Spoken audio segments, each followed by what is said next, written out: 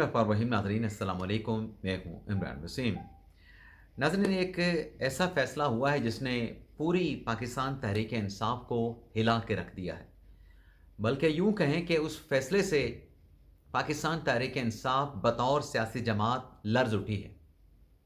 और इसी फ़ैसले के पैरेलल बैरिस्टर गौहर साहब, जो कि पार्टी के चेयरमैन हैं, उनकी तरफ से एक ऐसा बयान सामने आता है जो कि बयान कम और गवाही ज़्यादा है। बल्कि बैरिस्टर गौहर के इस बयान को आप सियासी एटम बम भी करार दे सकते हैं। और ये सियासी एटम बम जब चला है तो बहुत सारे राज जो हैं, बहुत सारी जो अनफोल्ड स्टोरीज़ हैं, वो खुल के सामने आ गई हैं। कुछ और भी अहम डेवलपमेंट्स हुई हैं पिछले चंद घंटों में, उनकी तफसीलात भी आपकी खिदमत में पेश करेंगे। लेकिन व्लॉग का आगाज़ करने से पहले आपसे दरख्वास्त के चैनल को सब्सक्राइब कर लें, बेल आइकॉन का बटन प्रेस करें। वीडियो पसंद आए तो इसे लाइक और शेयर ज़रूर कीजिएगा। माह रमज़ान का महीना है, अपनी दुआओं में भी ज़रूर याद रखें। तो पहली खबर नाज़रीन, पहले तो आप जानते हैं कि आज मंगल का दिन था, बानी तहरीक इंसाफ इमरान खान से मुलाकातों का दिन। किसी की मुलाकात नहीं हो सकी, माँ सवाए बुशिया बीबी साहबा की फैमिली के जो लोग आए थे, सिर्फ उनकी मुलाकात हुई। लेकिन मुलाकातों का ये दिन तहरीक इंसाफ के लिए भारी साबित हुआ। कैसे भारी साबित हुआ? वो ऐसे नाज़रीन कि एक तो इमरान खान साहब की बहन नौरीन खानम, जो कि ज़ेर तामीर सीवरेज लाइन से को पार कर रही थी, क्रॉस कर रही थी, वो उस सीवरेज लाइन में जा गिरी, ज़ेर तामीर सीवरेज लाइन में जा गिरी। उनके हाथ और पाँव को चोटें आईं। लेकिन जो खातून इमरान खान साहब की बहन नौरीन खानम को पकड़ के वो नाला पास करा रही थी, वो सीवरेज की लाइन पार करवा रही थी, जब इमरान खान साहब की बहन गिरी तो खान साहब की बहन तो जिस बुरे अंदाज से गिरी सो गिरी, वो खातून जो सहारा बन रही थी वो नौरीन खानम से ज़्यादा बुरी कंडीशन में नीचे गिरी। ज़्यादा शिद्दत के साथ वो जाके हिट हुई, उस गटर लाइन की जो दीवार थी उस पर जाके गिरी। अब बताया जाता है कि इमरान खान साहब की बहन वो शदीद ज़ख्मी है। लेकिन जो वीडियो सामने आई है, बल्कि दो वीडियो सामने आई हैं, उन वीडियोज़ के मुताबिक जो सदफ अब्बासी हैं, जो इमरान खान साहब की बहन को हाथ दे के, सहारा दे के उस लाइन को, सीवरेज लाइन को पार करा रही थी, वो बहुत ज़्यादा ज़ख्मी हुई हैं। अल्लाह ताला दोनों को सेहतियाब करे। लेकिन यहीं पर जब मुलाकात के लिए पीटीआई के लोग इकट्ठे हुए, बैरिस्टर गौहर साहब ने मीडिया के साथ गुफ्तगू की। बैरिस्टर गौहर साहब ने वो पुराना मुतालबा दोहराया। एक उन्होंने एतराफ़ भी किया कि कल जब खान साहब का प्रोसीजर किया गया, प्रोसीजर के बाद हमें आगाह कर दिया गया। और साथ में बैरिस्टर गौहर साहब ने कहा कि इमरान खान साहब की जो बहनें हैं उनकी मुलाकातें भी होनी चाहिए, फैमिली के मुलाकातों के साथ साथ पार्टी के लोगों की मुलाकात भी होनी चाहिए। और बानी तहरीक इंसाफ इमरान खान का अलशफा इंटरनेशनल में जो है वो ज़ाती मुआलजीन के साथ मुआयना होना चाहिए। वैसे आज वज़ीर कानून ने भी इसी मामले पे, खान साहब के इलाज मुआवजे के मामले पे आज़म नदीर तारड़ साहब ने एक मरतबा फिर लबकुशाई की है, जिसमें उनकी तरफ से कहा गया कि जो जेल मैनुअल है, जेल का जो कानून है, जो रूल्स हैं, वो पाबंद नहीं बनाता कि किसी कैदी को ज़ाती मालिज की सहूलत फराहम की जाए। ऐसी कोई प्रोविज़न जेल मैनुअल में मौजूद नहीं। लेकिन दूसरी तरफ एक बात कही बैरिस्टर गौहर साहब ने, और वो बात, जैसे मैंने अपने इंट्रो में कहा, कि किसी एटम बम से कम नहीं थी। पिछले दिनों नाज़रीन मोहसिन नकवी साहब ने एक प्रेस कॉन्फ्रेंस की, और उस प्रेस कॉन्फ्रेंस में मोहसिन नकवी ने कहा कि इमरान खान साहब की जो अदालत है, जो ट्रीटमेंट है, उसमें अगर ताख़ीर हुई है तो ताख़ीर की वजह कोई और नहीं, इमरान खान साहब की बहन अलीमा खान थी। मोहसिन नकवी साहब ने कहा था कि हमने बैरिस्टर गौहर को कहा था कि आप आ जाएं और खान साहब के एग्जामिनेशन के प्रोसेस में आप शामिल हो जाएं। कासिम जमान को भी कहा गया था, लेकिन अलीमा खान ने सबको वेटो कर दिया। अब ये बात जब पार्टी का, पीटीआई का कोई बंदा कहता था तो जनाब बैरिस्टर गौहर साहब कहते थे कि इमरान खान साहब की बहनों के खिलाफ पब्लिक डोमेन में, मीडिया के सामने कोई की गई बातचीत बर्दाश्त नहीं की जाएगी। आज बैरिस्टर गौहर साहब ने एक बात की है, और वो बात मोहसिन नकवी साहब को क्लीन चिट देती है और इमरान खान साहब की बहन अलीमा खान का घेरा तंग करती है। बैरिस्टर गौहर साहब ने कहा कि एक शख्स जो है, अगर उसको बुलाया जाए तो दूसरे किसी बंदे को इस मामले को अना का मसला नहीं बनाना चाहिए। अब बैरिस्टर गौर साहब को तो बुलाया गया था, बैरिस्टर गौर साहब से कहा गया था कि आप पटियाला जेल आ जाएं, आप हॉस्पिटल आ जाएं, लेकिन बैरिस्टर गौर साहब को किसी ने जाने नहीं दिया। अब बैरिस्टर गौर साहब उसी बात को दोहरा रहे हैं जो कि मोहसिन नकवी साहब ने कही थी कि बैरिस्टर गौहर को भी आने की इजाज़त नहीं दी गई, हमने बैरिस्टर गौहर को इजाज़त दी थी।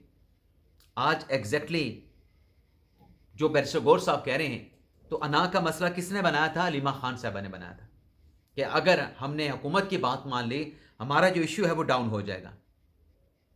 तो ये मोहसिन नकवी साहब की जो शिकायत है वो दुरुस्त साबित हुई। और साथ में नाज़रीन आप ये देखें कि एक तरह तो अलीमा आपस का ये फैसला हो गया ना, और इस फैसले में पसे पर्दा कि कौन जाएगा कौन नहीं जाएगा, अलीमा खान साहबा शामिल थी। अभी आज एक और डेवलपमेंट हुई है, और वो डेवलपमेंट अगर खुदा न खास्ता कोई वाक़या होता है तो उसकी ज़िम्मेदार पूरी पाकिस्तान तहरीक इंसाफ होगी, कोई और नहीं, पूरी पीटीआई होगी। पूरी पीटीआई तहरीक इंसाफ ज़िम्मेदार कहलाएगी। सवाल ये पैदा होता है कि क्या ये जो मुश्किल फ़ैसला, मुश्किल कह लें, या जो फ़ैसला है जो किया गया है, क्या तहरीक इंसाफ अगर खुदा न खास्ता कोई अनटूवर्ड इंसिडेंट होता है, तहरीक इंसाफ फिर इस मामले को डाइजेस्ट कर पाएगी? हुआ क्या है? सोहेल अफरीदी साहब ने गंडापुर की सिक्योरिटी वापस ले ली। 12 गार्ड थे साबिक वज़ीर के तौर पे अली मीन गंडापुर के पास, वो वापस ले लिए गए। उनके भाई फैसल अमीन से सिक्योरिटी वापस ले ली गई। अभी जो सिक्योरिटी वापस ली गई, खैबर पख्तूनख्वा में जो हालात हैं, अमन व अमा की जो सूरत हाल है, वो भी आपके सामने है। और गंडापुर साहब रहते कहाँ पे हैं? डेरा इस्माइल खान में, जो कि दहशतगर्दी से मुतासरा इलाका है, दहशतगर्दी से मुतासरा लोकेशन है।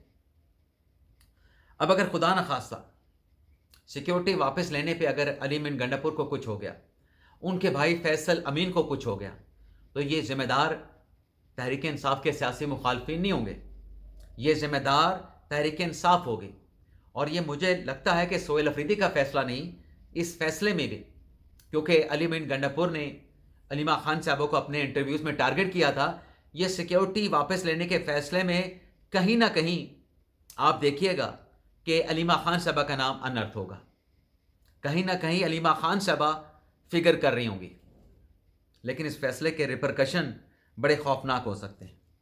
मैंने कोई अली मीन गंडापुर का मैं इतना कोई सपोर्टर नहीं हूँ, लेकिन फैक्ट्स की बुनियाद पर अगर हम रिपोर्टिंग कर रहे हैं, गो के हम कर रहे हैं, तो ये फैसला नहीं होना चाहिए था। किसी की जान पे, कि किसी की जान को मुश्किल में डाल के सिक्योरिटी वापस ले लेना, इसका अल्टीमेटली नुकसान फिर आपको हो सकता है। इसके साथ साथ नाज़रीन, सुप्रीम कोर्ट से मुतल्लिक एक और ख़बर भी आपके साथ शेयर कर लें। खबर नाज़रीन ये है कि जो NA 130 का हल्का है लाहौर का, जहाँ पे नवाज शरीफ और यास्मीन राशिद साहबा एक दूसरे के आमने सामने थी, अब उसमें यह हुआ है कि यास्मीन राशिद साहबा ने नवाज शरीफ साहब की कामयाबी के ख़िलाफ़ जो इलेक्शन ट्रिब्यूनल से रिजू किया था, वो पटिशन तो इलेक्शन ट्रिब्यूनल ने खारिज कर दी थी। अब इलेक्शन ट्रिब्यूनल का फैसला यास्मीन राशिद साहबा ने अपने वकील अली बुखारी साहब की वसातत से सुप्रीम कोर्ट में चैलेंज कर दिया है। अभी जो अपील सुप्रीम कोर्ट में आई है, जिसमें यह कहा गया है कि इलेक्शन ट्रिब्यूनल ने तकनीती बुनियादों पे नवाज शरीफ के खिलाफ, उसकी कामयाबी के खिलाफ हमारी दरख्वास्त को खारिज कर दिया। अब वो तकनीती बुनियादें क्या हैं? वो टेक्निकल बेसिस जिसको कहा जा रहा है, तकनीती बुनियादें जिसको कहा जा रहा है, वो दरअसल इलेक्शन एक्ट की रिक्वायरमेंट है कि आपने अगर किसी की कामयाबी को इलेक्शन ट्रिब्यूनल में चैलेंज करना है, तो आपको कुछ प्रोसीजर, कुछ तरीकाकार, कुछ मैकेनिज्म को आपको फॉलो करना पड़ेगा। और उस पर सुप्रीम कोर्ट के जजमेंट्स, यानी सुप्रीम कोर्ट की अथॉरिटीज़ मौजूद हैं कि अगर आप उसको फॉलो नहीं करते हैं, तो इस सूरत में मेरिट को टच किए बगैर आपकी पटिशन नाकाबिल समाअत करार देके खारिज कर दी जाएगी। एग्जैक्टली यास्मीन राशिद साहबा की पटिशन के साथ यही हुआ है। अब मेरिट के ऊपर वो नवाज शरीफ के खिलाफ जो मर्जी केस बनाए, अपनी अपील में बेशक ये मर्जी कहें कि टेक्निकल बुनियादों पे हमारी अपील जो है इलेक्शन ट्रिब्यूनल ने खारिज कर दी, बेशक ये कहें कि इलेक्शन ट्रिब्यूनल ने हकाइक का और कानून का दुरुस्त जायज़ा नहीं लिया, लेकिन बात यह है, सवाल यह है कि क्या जो प्रोसीजर, जो कानून था, जो तरीकाकार था, उसको फॉलो किया गया या उसको फॉलो नहीं किया गया? क्या तमाम मुतल्लिका डॉक्यूमेंट्स पे यास्मीन राशिद साहबा के दस्तखत मौजूद थे? ये भी एक अहम सवाल है। और इस दरख्वास्त में कहा क्या गया है कि इलेक्शन ट्रिब्यूनल का फैसला कलअदम करार देकर जो हल्का है NA 123, उसमें دوبارہ الیکشن کروانے کا حکم دیا جائے۔ تو دیکھتے ہیں اس میں نواز شریف کو رسپونڈنٹ بنایا گیا ہے یاسمین راشد صاحبہ کی طرف سے۔ سپریم کورٹ اس پٹیشن کو پہلے تو دیکھے کہ نا بھی قابل سماعت ہے قابل سماعت نہیں ہے، کیونکہ نیچے طریقہ کار پروسیجر پورا نہ ہونے پہ یہ درخواست خارج ہوئی ہے۔ پہلے تو اس طریقہ کار کو دیکھا جائے گا، میرٹ کو سپریم کورٹ ٹچ نہیں کرے گی۔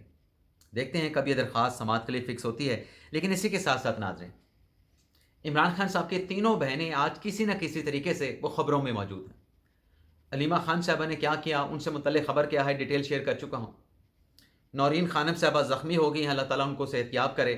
عمران خان صاحب کی تیسری بہن عظمیٰ خان صاحبہ، انہوں نے آج ایس ایچ او تھانہ بیرونی راولپنڈی کو درخواست دی ہے اڈیالہ جیل کے سابق سپرنٹینڈنٹ جناب عبدالغفور کے خلاف۔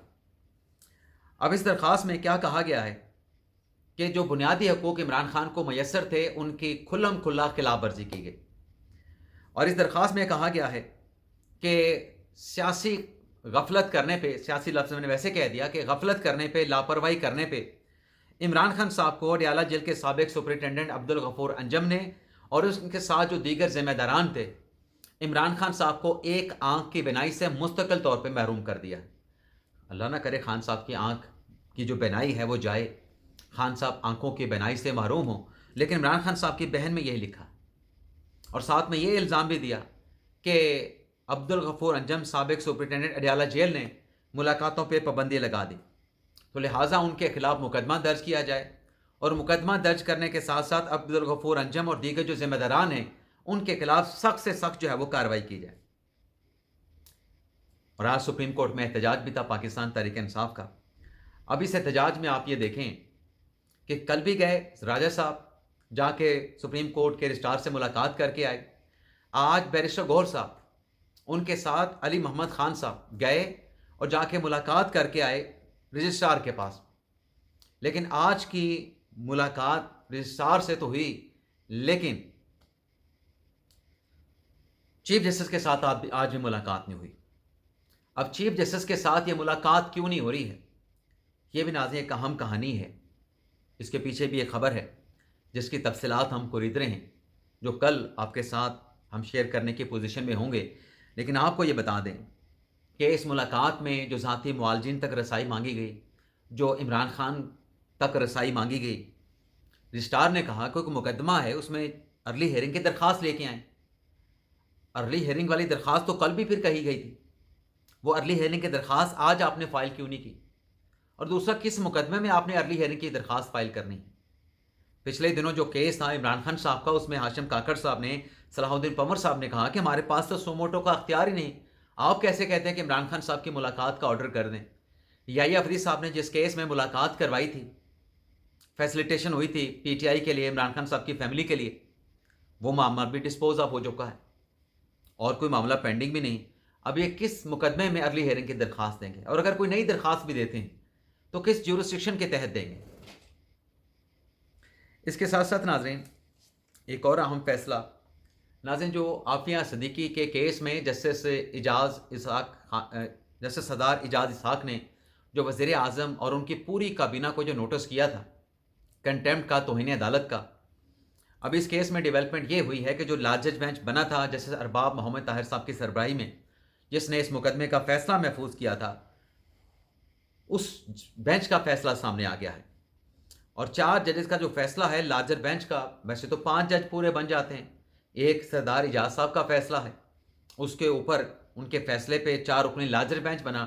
4 رکنی لارجر بینچ نے سردار اعجاز اسحاق کا جو فیصلہ ہے اس کو اڑا کے رکھ دیا ہے۔ اب اس فیصلے میں کیا کہا گیا؟